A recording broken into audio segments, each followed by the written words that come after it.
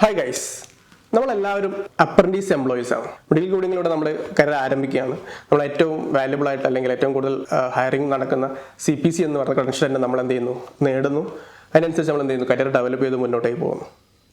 അല്ലേ? എന്തുകൊണ്ടാണ് CPC focus ചെയ്യുന്നത് വെച്ചാൽ പഠിക്കാൻ എടുക്കാൻ ഏറ്റവും എളുപ്പം കൂടുതൽ ഹയറിംഗ് വരുന്നത് CPC തന്നെയാണ്. നമുക്ക് ഫ്രഷറായിട്ട് കരിയർ ആരംഭിക്കാൻ ഏറ്റവും ആപ്റ്റ് ആയിട്ടുള്ള സർട്ടിഫിക്കേഷനാണ് CPC. അപ്പോൾ ഈ കിട്ടുന്ന CPCയിലെ സർട്ടിഫൈഡ് പ്രൊഫഷണൽ കോഡർ എന്ന് പറയുന്ന സർട്ടിഫിക്കേഷനിൽ നിങ്ങൾക്ക് ശ്രദ്ധിച്ചാൽ മനസ്സിലാവും, സർട്ടിഫിക്കറ്റിൽ CPC A ആണ്. A ഫോർ അപ്രന്റീസ് ആണ്. അപ്പം എങ്ങനെയാണ് ഈ ഒരു A നമ്മൾ എന്ത് ചെയ്യുക, റിമൂവ് ചെയ്യുക എന്നുള്ളതാണ് നമ്മൾ ഇന്നത്തെ വീഡിയോ ഡിസ്കസ് ചെയ്യുന്നത്. മുന്നേ ഇത് ചെയ്തിട്ടുണ്ടായിരുന്നു, അതിന് കണ്ടിന്യൂഷൻ ആയിട്ടുള്ളൊരു വീഡിയോ ആണിത്. എന്നുവെച്ചാൽ അത് കുറേ കാര്യങ്ങൾ കുറച്ച് മുന്നേ ആയിരുന്നു, അതിൽ കുറച്ച് അപ്ഡേഷൻസ് ഒക്കെ വന്നിട്ടുണ്ട്. അപ്പം ഈ A എന്തിനാണ് റിമൂവ് ചെയ്യുക വെച്ചാൽ നമ്മൾ എന്താ വെച്ചാൽ ചില ഹയറിങ്ങൾ നമുക്ക് കാണാൻ പറ്റും CPC തന്നെ വേണം, അല്ലെങ്കിൽ CPC A അപ്ലൈ ചെയ്യാൻ പറ്റില്ല എന്നുള്ളത് കാണാം. പക്ഷേ അവർ ഉദ്ദേശിക്കുന്നത് വെച്ചാൽ എക്സ്പീരിയൻസ്ഡ് ആയിട്ടുള്ള ആളാണ്, അല്ലെങ്കിൽ ആ ടാഗ് ആണെന്നുള്ളതിന് വേണ്ടിയിട്ടാണ് നമ്മൾ എന്ത് ചെയ്തത്, CPC ഹയറിങ് അവർ ചോദിക്കുന്നത്. അപ്പോൾ നമുക്കത് എക്സ്പീരിയൻസ്ഡ് ആണെന്നുള്ളത് CPC എന്നുള്ള A ഇല്ലാത്തൊരു സർട്ടിഫിക്കറ്റ് കൂടെ തന്നെ എന്ത് ചെയ്യും, നമുക്കത് മനസ്സിലാവുകയും ചെയ്യും. മാത്രമല്ല നമ്മുടെ പ്രൊഫൈലിൽ കയറി കഴിഞ്ഞാൽ അവർക്ക് എന്ത് ചെയ്യാം, ഡീറ്റെയിൽസ് കാര്യങ്ങളൊക്കെ എന്ത് ചെയ്യാൻ പറ്റും, അറിയാൻ പറ്റുകയും ചെയ്യും. അപ്പോൾ എങ്ങനെയാണ് ഈ ഒരു A നമ്മൾ റിമൂവ് ചെയ്യുക എന്നുള്ളതാണ് നമ്മൾ ഇന്നത്തെ വീഡിയോയിൽ നമ്മൾ എന്ത് ചെയ്യുന്നത്, ഡിസ്കസ് ചെയ്യുന്നത്. ഞാനിപ്പോൾ പറയുന്ന റിക്വയർമെൻറ്റ്സ് ആണ്. നമുക്ക് മെയിനായിട്ട് 3 ഓപ്ഷനാണുള്ളത്. ഫസ്റ്റത്തെ 2 ഇയർ എക്സ്പീരിയൻസ് ഉണ്ടെങ്കിൽ നമുക്ക് എന്ത് ചെയ്യാം, ഡയറക്റ്റ് വളരെ ഈസി ആയിട്ട് എന്ത് ചെയ്യാം, റിമൂവ് ചെയ്യാം.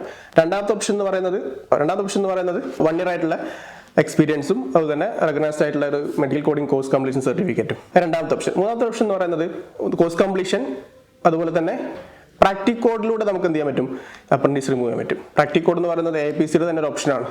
നമുക്ക് എക്സ്പീരിയൻസ് ഇല്ലാത്ത ഒരാൾക്ക് ചാർട്ടുമായിട്ട് എക്സ്പോഷർ ആവാൻ വേണ്ടിയിട്ട് അവരുടെ ഒരു ഇന്റേൺഷിപ്പ് പ്രോഗ്രാം പോലെ 1 ഇയർ ആയിട്ടുള്ള ഈക്വലൻ്റ് ആയിട്ടുള്ള എക്സ്പീരിയൻസ് നമ്മൾ വാല്യൂ ചെയ്യുന്നില്ല, പക്ഷേ ഈക്വലൻ്റ് ആയിട്ട് നമുക്ക് എന്ത് ചെയ്യാൻ പറ്റും, അവരത് കൺസിഡർ ചെയ്തുകൊണ്ട് അവർ പ്രൊവൈഡ് ചെയ്യുന്ന ഒരു പ്രാക്ടിക് കോഡ് എന്ന് പറയുന്ന ഒരു ഓപ്ഷൻ. അപ്പോൾ അത് പെയ്ഡ് വേർഷനാണ്. അപ്പോൾ അത് വെച്ച് എന്ത് ചെയ്യാം, മൂവ് ചെയ്യാം. അപ്പോൾ ഇതിൽ എങ്ങനെയാണ് ഇത് ചെയ്യുക എന്നുള്ളത് നമുക്ക് എന്ത് ചെയ്യാം, പ്രോസസ്സിലൂടെ നമുക്കൊന്ന് പോയി നോക്കാം. നമുക്ക് ആദ്യം അപ്രന്റീസ് റിമൂവൽ ആപ്ലിക്കേഷനിൽ ക്ലിക്ക് ചെയ്ത് കഴിഞ്ഞാൽ അവിടെ മെമ്പർ ID അടിക്കാനുണ്ടാവും. നമ്മൾ മെമ്പർ ID അവിടെ ടൈപ്പ് ചെയ്ത് കഴിഞ്ഞാൽ തന്നെ ലാസ്റ്റ് നെയിമും ചെയ്യാനുണ്ടാവും. രണ്ടും ജസ്റ്റ് ലാസ്റ്റ് നെയിം അടിച്ചിട്ട് വെരിഫൈ ചെയ്ത് കൊടുത്തു കഴിഞ്ഞാൽ നമ്മുടെ ഡീറ്റെയിൽസ് വരും. നമ്മൾ വെരിഫൈ ചെയ്യുക. ഡീറ്റെയിൽസ് വെരിഫൈ ചെയ്യാൻ കാരണം എന്താ വെച്ചാൽ ഓൾറെഡി നമ്മുടെ പ്രൊഫൈലിൻ്റെ ഡീറ്റെയിൽസ് തന്നെയായിരിക്കും. അതിലെന്തെങ്കിലും ചേഞ്ചസ് ഉണ്ടെങ്കിൽ നമ്മളെ പ്രൊഫൈലിൽ പോയിട്ട് നമ്മൾ എന്ത് ചെയ്യണം, കറക്റ്റ് ചെയ്യണം. എന്തുകൊണ്ടാണെന്ന് വെച്ചാൽ പിന്നെ പുതിയ അറിയാം CPC A മാറിയിട്ടുള്ള പുതിയ സർട്ടിഫിക്കറ്റ് വരിക ഈ അഡ്രസ്സ് തന്നെയായിരിക്കും. അപ്പോൾ അതും കൂടെ ഒന്ന് ചെക്ക് ചെയ്യുക. ഡീറ്റെയിൽസ്, നമ്പർ, മൊബൈൽ നമ്പർ ഒക്കെ ഉണ്ട് അവിടെ. പിന്നെ നമുക്കവിടെ relationship to the applicant, myself ഞാൻ തന്നെയാണെങ്കിൽ അത് അങ്ങനെ തന്നെ കണ്ടിന്യൂ ചെയ്ത് പോകാം. On behalf of account holder, supportive staff ആരെങ്കിലാണ് ചെയ്തതാകുന്നെങ്കിൽ അതിനനുസരിച്ചുള്ളത് എൻ്റെ റിലേഷൻ അവിടെ ആഡ് ചെയ്യാനുണ്ട്. എംപ്ലോയർ, HR, ഇൻസ്ട്രക്ടർ, അത് നമ്മൾ അതിനനുസരിച്ച് സെലക്ട് ചെയ്യുക. അപ്പോൾ മൈസെൽഫ് ക്ലിക്ക് ചെയ്ത് മുന്നോട്ടേക്ക് പോവുകയാണ്. അപ്പം അതിൽ എക്സ്പീരിയൻസിൻ്റെ സെക്ഷനാണുള്ളത്. അപ്പോൾ അവിടെ A ഓപ്ഷനും B ഓപ്ഷനും ഉണ്ട്. A ഓപ്ഷൻ ഞാൻ ഫസ്റ്റ് പറഞ്ഞതുപോലെ വർക്ക് എക്സ്പീരിയൻസ് ആണ്, 1 or 2.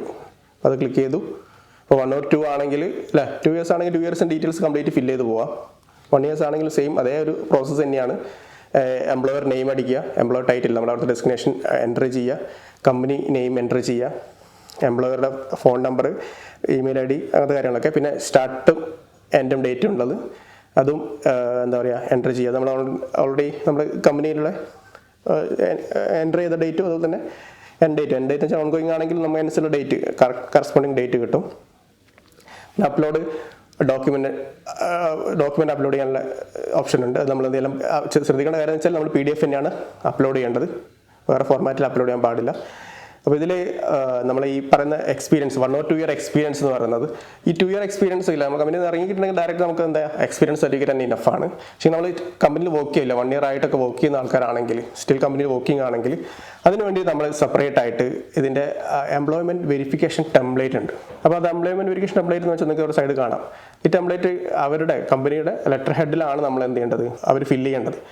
അതിൻ്റെ കാര്യങ്ങളൊക്കെ അതിൽ ഡീറ്റെയിൽ ആയിട്ട് 1 by 1 ആയിട്ട് അതിൽ കൊടുത്തിട്ടുണ്ട്, എന്തൊക്കെയാണ് അതിൽ ഫോമിൽ വേണ്ടതെന്നുള്ളത്. മുന്നേ ഇത് നമ്മൾ ഡയറക്റ്റ് എന്താ പറയുക കൊളീഗ്സൊക്കെ ആയിരുന്നു മുന്നേ ഇത് ചെയ്തിട്ടുണ്ടായിരുന്നത്.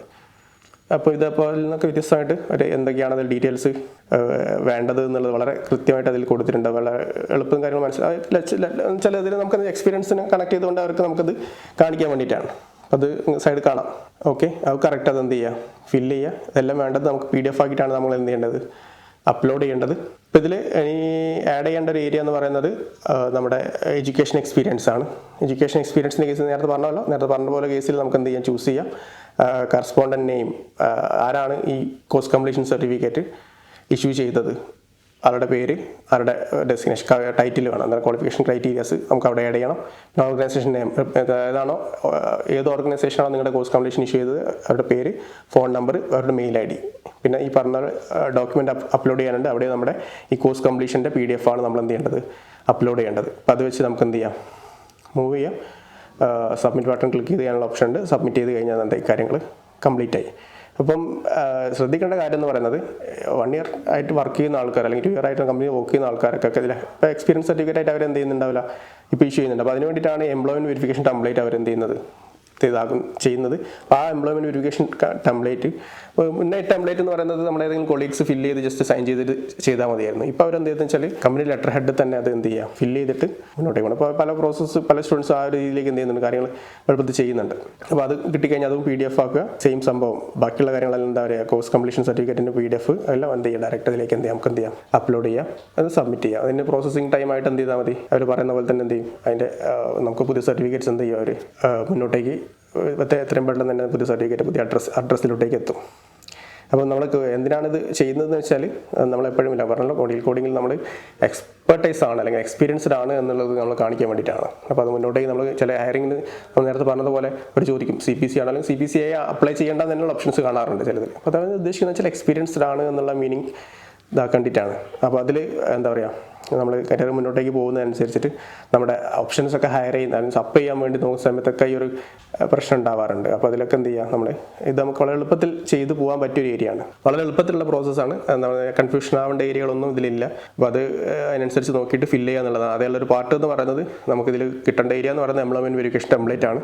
നമുക്ക് അവിടെ ഡൗൺലോഡ് ചെയ്യാനുള്ള ഓപ്ഷൻ ഉണ്ട്. അത് ഡൗൺലോഡ് ചെയ്തിട്ട് എന്ത് ചെയ്യാം, കമ്പനി ലെറ്റർ ഹെഡിലോട്ടേക്ക് മാറ്റി കഴിഞ്ഞാൽ അതിനനുസരിച്ച് അത് ഫില്ല് ചെയ്ത് അത് PDF ആക്കിയിട്ട് ആഡ് ചെയ്യുക എന്നുള്ളതാണ് ഒരു ടാസ്ക് ആയിട്ട് വരുന്നുള്ളൂ. ബാക്കിയുള്ളത് എന്താ എല്ലാം നമുക്ക് ആഡ് ചെയ്യാൻ പറ്റിയിട്ടുള്ള പാർട്ട് തന്നെയുള്ളൂ. അപ്പോൾ നിങ്ങൾക്ക് ഡൗട്ട് ഉണ്ടെങ്കിൽ നിങ്ങൾക്ക് എന്ത് ചെയ്യാം, കോൺടാക്ട് ചെയ്യാം. ഇത് നമ്മൾ കരിയർ ഡെവലപ്പ് ചെയ്യുന്നതിനനുസരിച്ചിട്ടില്ല, നമ്മൾ മുന്നോട്ട് പോകുന്നതിനനുസരിച്ച് നമ്മളിതിൽ ഓപ്ഷൻസൊക്കെ ഒരുപാട് ഹയർ ഓപ്ഷൻസൊക്കെ നോക്കുന്ന സമയത്ത് ചിലതിൽ അവർ ചോദിക്കാറുണ്ട് CPC ആണോ എന്നുള്ളവർ ചോദിക്കാറുണ്ട്. അപ്പം അങ്ങനെയുള്ള ഹയറിങ് കാണാറുണ്ട്. അപ്പോൾ അതിനെ ഫോക്കസ് ചെയ്തുകൊണ്ട് നമുക്ക് എന്ത് ചെയ്യാം, വർക്കൗട്ട് ചെയ്യാം. നമ്മൾ പറയാറുണ്ട് മെഡിക്കൽ കോഡിങ്ങിലെ ഒരു വൺ ഓഫ് ദ പ്രധാനപ്പെട്ട സർട്ടിഫിക്കേഷനാണ് CPC. ഇതിലാണ് നമ്മൾ കരിയർ ആരംഭിക്കുന്നത് CPCയിലാണ്. പിന്നെ മുന്നോട്ടേക്ക് നമ്മളനുസരിച്ച് എന്ത് ചെയ്യാറുണ്ട്, പല ആഡ് സർട്ടിഫിക്കറ്റ്സ് ആഡ് ചെയ്യാറുണ്ട് നീഡ് അനുസരിച്ചിട്ട്. അപ്പം ആ രീതിയിൽ കരിയർ നമുക്ക് ഡെവലപ്പ് ചെയ്ത് കൊണ്ടുപോകാൻ, അത്രയും കരിയർ ഫോക്കസ്ഡ് ആയിട്ട് മൂവ് ചെയ്യാനെല്ലാം ഇതിനെ ബേസ് ചെയ്ത് നമുക്ക് എന്ത് ചെയ്യാൻ പറ്റും, മൂവ് ചെയ്യാനുള്ള ഓപ്ഷൻസ് ഉണ്ട്. അപ്പോൾ ഇതിൽ എന്താ പറയുക, അപ്രൻറ്റീസ് സ്റ്റാറ്റസ് നമുക്ക് എന്ത് ചെയ്യാം, ഇതിനെ കണക്ട് ചെയ്തുകൊണ്ട് റിമൂവ് ചെയ്യുക എന്നുള്ളതാണ്. ആ രീതിയിൽ കരിയർ ഫോക്കസ് ഡെവലപ്പ് ചെയ്യാൻ നമ്മൾ എന്താ പറയുക, എക്സ്പീരിയൻസ് നേടിയിട്ടില്ല. ഈ പറയുന്ന പ്രോസസ്സിലൂടെയൊക്കെ പോകണമെങ്കിൽ എക്സ്പീരിയൻസ് വേണം. അപ്പോൾ എക്സ്പീരിയൻസ് നേടിയിട്ട് അതിനനുസരിച്ച് കരിയർ ഡെവലപ്പ് ചെയ്ത് മുന്നോട്ടേക്ക് അപ്പ് ചെയ്ത് നമുക്ക് എന്ത് ചെയ്യണം, കൊണ്ടുപോകണം. അത് തീർച്ചയായിട്ടും കൊണ്ടുപോകാൻ കഴിയും. നമ്മൾ അത്രയും ഫോക്കസ്ഡ് ആയിട്ട് അതിന് ടാർഗറ്റായിട്ട് മൂവ് ചെയ്യുകയാണെങ്കിൽ അതിനനുസരിച്ചുള്ള ഏണിങ്സും അതിനനുസരിച്ചുള്ള കരിയർ ഡെവലപ്മെൻറ്റ് ഓപ്ഷനൊക്കെ മെഡിക്കൽ കോഡിങ് ഇൻഡസ്ട്രിയിൽ ഇപ്പോൾ ഉണ്ട്. കുറേ വർഷങ്ങൾ മുന്നേ പഠിച്ചിട്ട് ഇപ്പോൾ ആ ഒരു നല്ല നല്ല പൊസിഷനിലോട്ടേക്ക് സ്റ്റുഡൻസ് കയറി പോവുകയാണ്. അപ്പോൾ അങ്ങനെയുള്ള ഓപ്ഷൻസിലേക്ക് നമുക്ക് എത്തണം. Take care and by.